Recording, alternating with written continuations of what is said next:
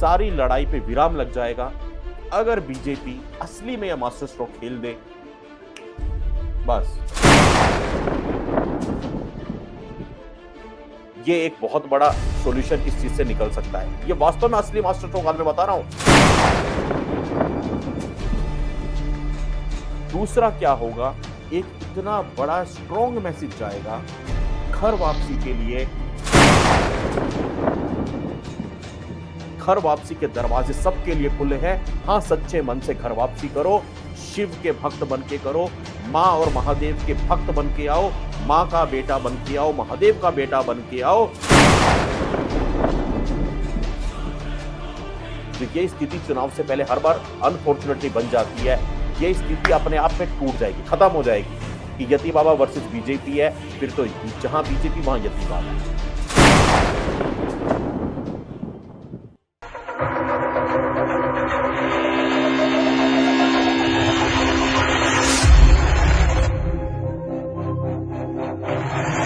आज एक चीज कहना चाहूंगा, जिस तरह से यहाँ पे कई बार मैंने कल भी हंसते हंसते कहा था, लोग कहते हैं मास्टर स्ट्रोकवादी है सरकारी यूट्यूबर। मुझे नहीं पता मास्टर स्ट्रोकवादी है सरकारी यूट्यूबर, लेकिन एक चीज मेरे मन में आ रही है, सरकार का इस समय बहुत अच्छा एक मास्टर स्ट्रोक हो सकता है।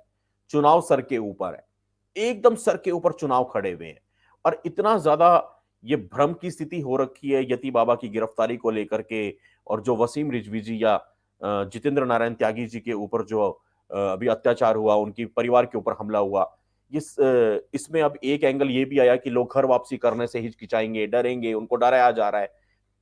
अगर वास्तव में मास्टर स्ट्रोक नाम की कोई चीज है दुनिया में, और राजनीतिक मास्टर स्ट्रोक नाम की कोई चीज दुनिया में है, तो शायद ये बहुत सही समय है बीजेपी के लिए, भारतीय जनता पार्टी के बड़े पदों पे जो लोग बैठे हुए हैं, अगर वो इसको मास्टर स्ट्रोक खेलना चाहें, तो शायद ये हो सकता है राजनीति का मास्टर स्ट्रोक कि 400 के करीब सीटें हैं उत्तर प्रदेश में, विधानसभा का चुनाव बिल्कुल सर के ऊपर है, वो वसीम रिजवी जी को बीजेपी का टिकट दे दे, किसी एक सीट से लड़ा दे।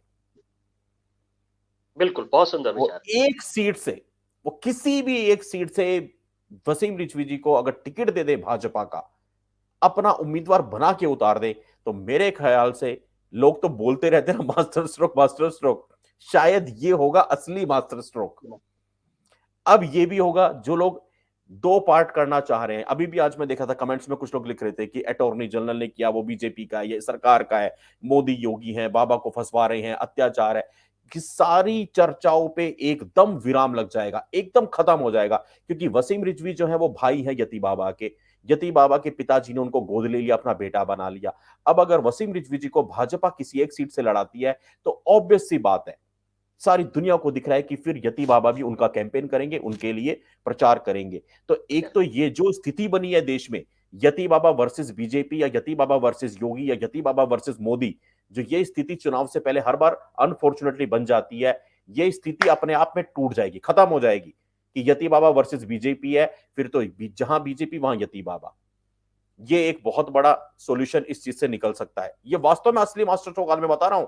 अगर कोई बिल्कुल समझता हो तो, मैंने कल भी कहा था कि तो बीजेपी वाले हमारी साले कदर नहीं करते। मैंने कल कहा था कि सैलरी पर रख लो हमारे को, वो तो खैर मजाक की बात है, लेकिन भैया ये ऐसा मास्टर स्ट्रोक होगा कि एक तो ये स्थिति निकल जाएगी टकराव वाली।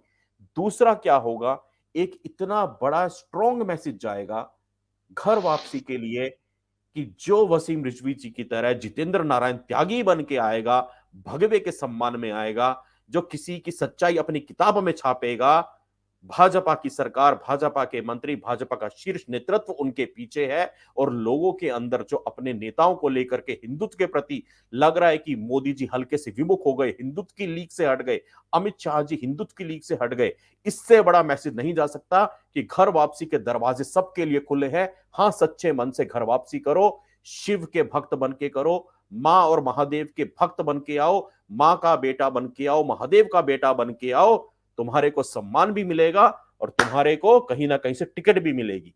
ये एक बहुत बड़ा मैसेज जाएगा। मेरे ख्याल से मास्टर स्ट्रोक शायद अगर होता होगा तो ये होता होगा।